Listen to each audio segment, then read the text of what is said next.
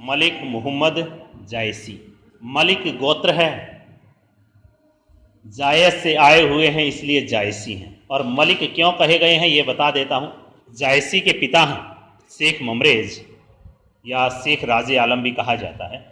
लाचीन कबीले के सरदार रहे हैं। अरब से आए हुए शेख के साथ वो थे, उसके यहाँ वो खेतीहर मजदूर थे। खेतीहर मजदूर होने के कारण मजदूरों को मालिक के गुलाम कहे गए, इसलिए मलिक हुए। मलिक का अर्थ यहाँ पर है मालिक का गुलाम। इनके पिता को मलिक कहा जाता था, यानी खेतीहर मजदूर थे, तो इनको भी फिर मलिक कहा। मलिक मोहम्मद जायसी का जन्म लगभग 900 हिजरी में हुआ। जायसी का जन्म स्थान जायस, रायबरेली, उत्तर प्रदेश। मृत्यु लगभग 984 हिजरी के आसपास ये एक्सपायर होते हैं। मृत्यु स्थल लिख लीजिए, अमेठी, उत्तर प्रदेश। जायसी बहुत कुरूप माने जाते हैं, और कुरूप होने का कारण था कि इनके मुंह पर चेचक के दाग थे सारे। और एक बार अमेठी में जब ये रह रहे थे तो भूकंप आया कोई, और भूकंप आने से सैती इनके सिर पर गिर गया और आधा सिर इनका कट गया, और एक कान नहीं था, एक आंख नहीं थी जायसी की, इसलिए बहुत कुरूप माने गए। शेरशाह सूरी वे बाबर के समकालीन हैं और शेरशाह सूरी के दरबारी भी रहे हैं। और जायसी की कुरूपता का जो मजाक है वो शेरशाह सूरी बहुत बुरी तरह से उड़ाते हैं। इससे जायसी दुखी हो जाते हैं, और जायसी दुखी होकर शेरशाह सूरी का दरबार छोड़ देते हैं और अमेठी के जंगलों में रहने लगते हैं। अमेठी का जो राजा है राम सिंह, वो उस जायसी को अपना गुरु मानता है, इसलिए वो जायसी को अमेठी के महल में आने के लिए कहता है, परंतु वह संसारिक भोग विलास छोड़ देते हैं और वन में ही रहना स्वीकार करते हैं। फिर अमेठी के जंगलों में एक बार आग लग गई और जायसी जल मरे हुए। जायसी के गुरु महीउद्दीन, इन्हें मोहदी भी कहा जाता है, और ग्रियर्सन इनके गुरु का नाम शेख मेहदी बताते हैं। और सही गुरु हैं महीउद्दीन या मोहिदी, यही परफेक्ट है, यही सभी कहते हैं। केवल अकेले ग्रियर्सन शेख मेहदी कहते हैं। और जायसी जो है निजामुद्दीन औलिया की गुरु शिष्य परंपरा में है। जायसी जो हैं और निजामुद्दीन औलिया चिश्ती की गुरु शिष्य परंपरा में है। पुत्र का नाम मलिक कबीर। जायसी की रचनाएं लिखिएगा। पद्मावत, सुखरावत, चंपावत, चित्रावत, मटकावत, चित्रावत, नैनावत, अखरावट, पुरवानामा, पुरवानामा, ये सारी अरबी फारसी में आएंगे। पुरवानामा, मुराई नामा, मुखरा नामा, पोस्ती नामा, होली नामा, मशला नामा। कई किताबों में इसका नाम मशल नामा भी है, तो एक ही बात है मशला नामा। मसला नामा जो है वो ईश्वर भक्ति के प्रति प्रेम निवेदन है। चित्र रेखा लघु प्रेम आख्यान है, आता है पेपर में। नेक्स्ट है आखिरी कलाम।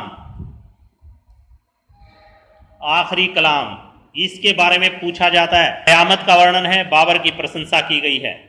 बाबर की प्रशंसा में जायसी ने कौन सी पुस्तक लिखी? पुस्तक का नाम है आखिरी कलाम। ये क़यामत को लेकर लिखी गई है। कहरनामा आध्यात्मिक विवाह का वर्णन है इसमें, और ये कहरवा शैली में है। अखरावट वर्णमाला के प्रत्येक वर्ण पर आधारित पुस्तक है, और प्रत्येक वर्ण को लेकर एक सैद्धांतिक चौपाई लिखी गई है। अखरावट में ईश्वर, जीव, ब्रह्म, सृष्टि, धर्माचार तथा गुरु आदि की सैद्धांतिक विवेचना है।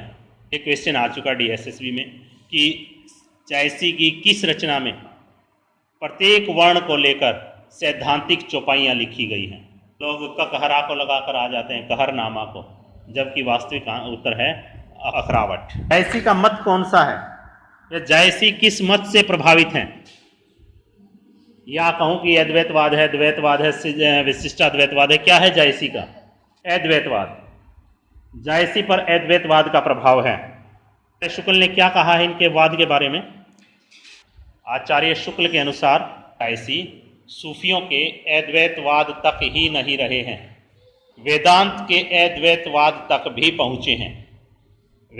भारतीय मतांतरों की उनमें अधिक झलक है। यानी कि जायसी जो है वो किस शैली पर लिखते हैं? भारतीय शैली पर लिखते हैं।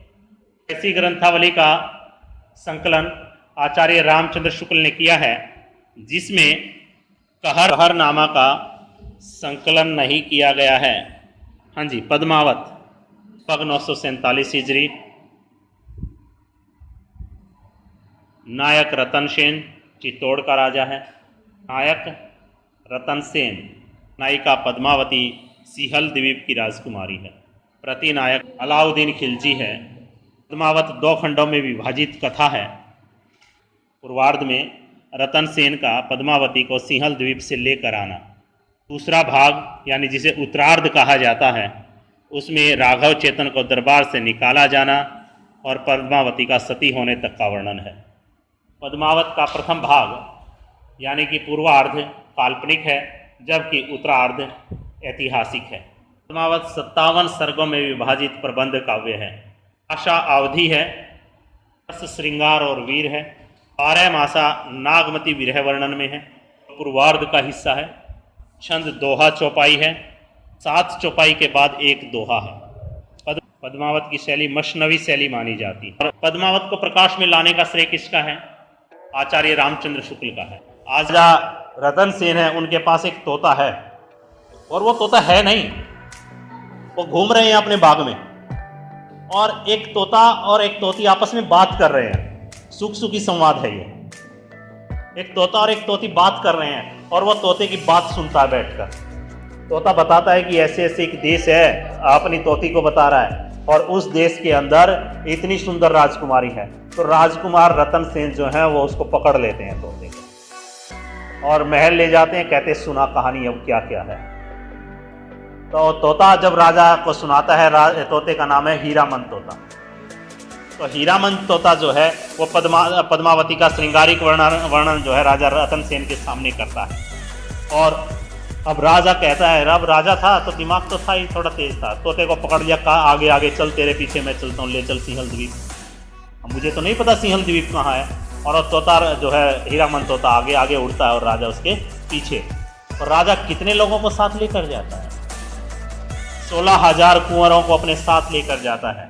और ये कुंवर आपको उत्तरार्ध में भी देखने को मिलेंगे। ये उत्तरार्ध में भी मिलेंगे जब ये रतन सेन को छुड़वाने के लिए जाएंगे। ये इसके बिल्कुल ये कह लीजिए कि विश्वास पात्र योद्धा हैं।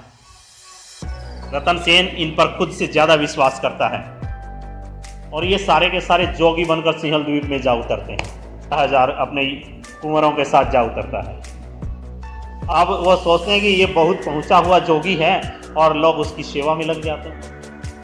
अब राजा गंधर्व सेन हैं, पद्मावती के पिता हैं। पद्मावती के पिता का नाम क्या है? गंधर्व सेन। राजा गंधर्व सेन भी बड़े प्रतापी हैं। वो अपनी माया से या कहीं अपने जादू से जान लेते हैं कि राजा रतन सेन है, और राजा रतन सेन को पकड़कर जेल में डाल देते हैं। अब राजा रतन सेन जेल में हैं, उनके कुंवर उनको निकालने की कोशिश कर रहे हैं, परंतु कोई भी तरकीब काम नहीं आती। आखिर में राजा रतन सेन भगवान की प्रार्थना करते हैं, भगवान शिव को पुकारते हैं, भगवान विष्णु को पुकारते हैं, हनुमान जी को पुकारते हैं, और सारे देवता मिलकर रतन सेन को जेल से निकालते हैं। ये कहानी पूर्वार्ध है। जेल से निकलने के बाद राजा रतन सेन पद्मावत को लेते हैं और लेकर अपने राज्य आ जाते हैं और विवाह कर लेते हैं। ये कहानी पूर्वार्ध की है। इतनी कहानी इसमें, और राजा अनेक जंगलों में जाता, अनेक तरह की कठिनाइयाँ देखता, अपने जादू मंत्रों से सबको ख़त्म करता है, नई नई दुनिया के चमत्कार दिखाता है, कहीं उड़ कर जाता है, पता नहीं क्या क्या लिखा है इसके अंदर। पति को प्राप्त करने के लिए जाता है। उससे पहले राजा का विवाह हो चुका है। राजा की पूर्व तो नहीं, पहली पत्नी जो है उनका नाम है नागमती, और नागमती राजा रतन सेन से बहुत प्रेम करती है। नागमती के जब राजा चला जाता रतन सेन तो उनके विरह में रोती रहती हैं, और 12 मासा जो है नागमती के द्वारा जायसी ने वर्णित करवाया है। का जो नागमती 12 मासा है वो नागमती के माध्यम से पूर्वार्ध के अंदर ही है। उत्तरार्ध में पहला दृश्य है कि राजा रतन सेन का दरबार लगा हुआ है। जो है दरबार लगा हुआ है, और उस दरबार के अंदर सारे बैठे हैं। रानी पद्मावती और रानी नागमती भी दरबार के अंदर हैं। दोनों बैठे हैं। तो राघव चेतन जो है वो रानी पद्मावती को देखता है और उनके रूप की प्रशंसा करता है। तो राजा जो हैं वो राघव चेतन को दरबार से निकाल देते हैं कि तुमने रानी की तरफ नज़र उठाकर भी कैसे देखा है। और राघव चेतन जो है वो अपमानित होकर वहाँ से निकल जाता है और दिल्ली के लिए चला जाता है। अब दूसरा जब उत्तरार्ध शुरू होता है तो पहला दृश्य है दिल्ली का दरबार लगा हुआ है। सुल्तान अलाउद्दीन खिलजी तख्त पर विराजमान है और राघव चेतन जो है वो अलाउद्दीन खिलजी के सामने पद्मावत का वर्णन शुरू करता है। कहता है कि सुल्तान, तुम यहाँ बैठकर सोचते हो कि सारा हिंदुस्तान तुम्हारे कब्जे में है, एक ऐसी सुंदरी है जो तुमने ना देखी होगी ना सुनी होगी, आज उसके बारे में तुम्हें बताता हूँ। और नागमती का वर्णन जितनी सुंदर थी उससे ज़्यादा कहीं बढ़ा चढ़ाकर राघव चेतन करता है। अब जो खिलजी है उसके मन में आसक्ति उत्पन्न होती है और रानी पद्मावती को प्राप्त करने के लिए वो राजा रतन सेन को संदेश भेज देता है कि रानी पद्मावती को हमारे हवाले कर दिया जाए। और राजा रतन सेन प्रस्ताव को ठुकरा देता है और अलाउद्दीन खिलजी अपनी सेना के साथ रतन सेन पर चढ़ाई कर देता है। युद्ध होता है, राजा रतन सेन अलाउद्दीन खिलजी को हराकर भगा देता है। अलाउद्दीन खिलजी को मुंह की खानी पड़ती है और अलाउद्दीन खिलजी दिल्ली नहीं जाता।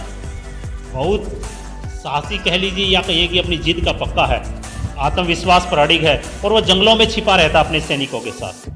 कहते हैं कि अलाउद्दीन खिलजी 8 साल तक चित्तौड़ के जंगलों में छिपा रहा, किले के चारों तरफ। राघव चेतन एक ट्रिक बताता है, कहता है कि मेरे कुछ आदमी हैं और वो महल के अंदर विराजमान हैं, उनसे कहकर मैं तुम्हें रानी के दर्शन करवा देता हूँ। कहता कैसे होंगे? रतन सेन के सामने प्रस्ताव जाता है कि खिलजी है वो केवल इतने से मान जाएगा कि रानी के उसको दर्शन हो जाए। तो राजा रतन सेन मना कर देते हैं और जो मैसेज लेकर आते हैं उसी को बंदी बना देते हैं। और परंतु फिर से प्रस्ताव दिया जाता है, राजा को एक संदेश भेजा जाता है कि रानी के यदि दर्पण में भी दर्शन करा दिए जाए खिलजी उतने से ही वापस दिल्ली लौट जाएगा और आक्रमण जो बार बार आपके राज्य पर हो रहे हैं, इधर उधर से जो घुस रहे हैं लोग, वह सब समाप्त हो जाएंगे। और कहते हैं कि खिलजी की लालसा जो है वो पहले से ज़्यादा बढ़ जाती है। पहले केवल दर्शन चाहता था, अब वो पूरी रानी को चाहता है। रतन सेन अपने महल से एक बार घूमने के लिए बाहर निकलते हैं, अकेले थे तो नहीं तो हमेशा गोरा बादल उनके साथ होते थे। उस समय गोरा बादल साथ नहीं थे, अकेले महल से बाहर आए वन में शिकार करने के लिए। और वहीं जो है जो खिलजी जो घात लगाए बैठा था वो राजा रतन सेन को पकड़कर दिल्ली ले गया। अब जब रानी को पता लगता है कि रतन सेन पकड़ा गया और मैसेज आता है कि रानी को दिल्ली भेज दिया जाए, नहीं तो पूरे चित्तौड़ को मार डाला जाएगा या कहिए कि चित्तौड़ का दलन कर दिया जाएगा, तो रानी एक अपने जो विश्वास पात्र हैं गोरा और बादल, उनके साथ मिलकर एक योजना बनाती है कि खिलजी को मैसेज कर दिया जाए, संदेश कर दिया जाए कि रानी पद्मावती अकेली नहीं 16,000 रानियों के साथ खिलजी का एक तरह से लय है उसमें शामिल होने के लिए तैयार। और खिलजी बड़ा प्रसन्न होता है कि ये तो बगैर युद्ध के ही सब कुछ मिल रहा है। और 16,000 पालकियां सजाई जाती हैं और 16,000 कुंवर गोरा बादल के साथ उन पालकियों में बैठ जाते हैं और रानियां चित्तौड़ ही रह जाती हैं। और 16,000 पालकियां जब दिल्ली के किले में पहुंचती हैं तो वो सैनिक उतरकर खिलजी पर आक्रमण कर देते हैं और राजा चित्तौड़ के राजा रतन सेन को बचाकर वहां से निकाल ले आते हैं। और राजा जब रतन सेन वापिस आते हैं, इधर से खिलजी जो है वो मैसेज कर देता है कुंभल नरेश को कि हमारे साथ गद्दारी की है चित्तौड़ ने, तो चित्तौड़ के ऊपर आक्रमण कर दिया जाए। और जब राजा रतन सेन पहुंचे, कुंभल का राजा जो है वह चित्तौड़ पर आक्रमण कर रहा होता है, तो उसी लड़ाई में वो तुरंत चले जाते हैं और कुंभल नरेश के साथ लड़ाई करते हुए वो घायल हो जाते हैं और राजा रतन सेन मारे जाते हैं। उधर से वापस खिलजी आक्रमण कर देता है और गोरा बादल के साथ भयानक युद्ध होता है। और इसमें लिखा कि गोरा बादल यहाँ मारेगा, इतना ज़्यादा विध्वंस मचाता है चित्तौड़ के किले में कि उसके सामने बूढ़ा बच्चा जवान औरत को या सबको मार डालता है। कोई भी नहीं बचता चित्तौड़ के किले में जो रो भी पड़े, कोई बच्चा भी नहीं बचता।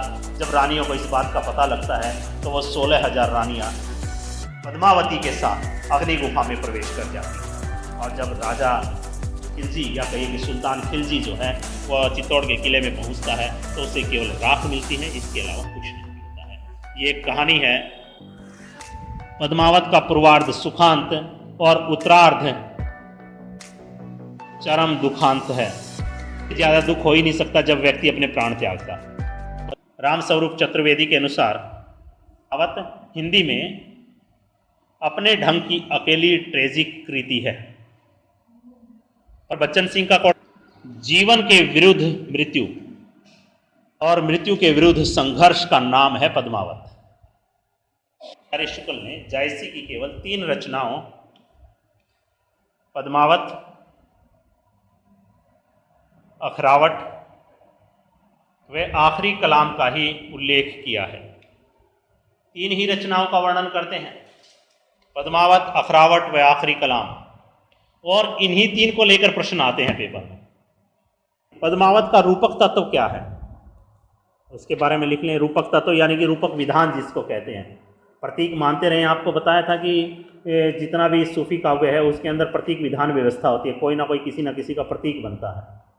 ये पद जो है वो जायसी ने लिखा है रूपक विधान को लेकर बिल्कुल अंत में, तन तन चित उर मन राजा कीना, बिये सिंघल बुद्धि पद्मनी चीना, गुरु सुआ जेहि पंथ देखावा, दिनु गुरु जगत को निर्गुण पावा, नागमती यह दुनिया धंधा, आचा सोई ने यही चित बंधा, राघव दूत सोई शैतान, माया अलाउद्दीन सुल्तान। तन चित उर मन राजा कीना। तन, तन यानी शरीर, तो चित्तौड़ शरीर का प्रतीक है। रतन सेन जो है वो किसका प्रतीक है, मन का प्रतीक है। नेक्स्ट देखिए, ये सिंघल, ये सिंघल, ये हृदय, सिंघल सिंहल द्वीप, सिंहल द्वीप जो है वो हृदय का प्रतीक है। बुद्धि पद्मनी चीन्हा, पद्मावती जो है वो बुद्धि का प्रतीक है। गुरु सुआ जेहि पंथ दिखावा, सुआ यानी तोता, हीरामन तोता जो है वो गुरु का प्रतीक है। बिनु गुरु जगत को निर्गुण पावा, नागमती है दुनिया धंधा, नागमती किसका प्रतीक है, दुनिया धंधा संसार का प्रतीक है। चा सोई ने यही चित बंधा, राघव दूत सोई शैतान, राघव दूत किसका प्रतीक है, शैतान का प्रतीक है। माया अलाउद्दीन सुल्तान, तो अलाउद्दीन खिलजी किसका प्रतीक है, माया का प्रतीक है। इसमें से एक क्वेश्चन 110% आएगा श्योर, बिल्कुल। ज्यादातर जो आता है वो आता है आपका राजा रतन सेन, महारानी पद्मावती, नागमती, राघव चेतन, इन्हीं में से आता है। इसके अलावा भी क्या कोई प्रतीक विधान बनाया है जायसी ने? नौपरी, नौपरी, 9 जिसको कहते हैं, नौ परियां, परी लिख लीजिए केवल। 9 परी किसको कहा है जायसी ने अपने काव्य में? शरीर के 9 रंध्रों को, 9 छेदों को। हमारे शरीर में 9 छेद हैं, तो उन 9 छेदों को 9 परियां कहा है। 10वें दरवाजे पर नगर संकेत किसको माना है? 10वें दरवाजे पर नगर संकेत ब्रह्मरंधर, ब्रह्मरंधर यानी कि मन, दिमाग से ही हम एंट्री कर सकते हैं, यानी कि ब्रह्म ज्ञान को उन्होंने इसका प्रवेश द्वार माना है। दिल्ली को क्या माना है? परलोक, दिल्ली को परलोक माना है। ये था आपका जायसी का पद्मावत, और इसमें से कोई आज क्वेश्चन जरूर मिलता है।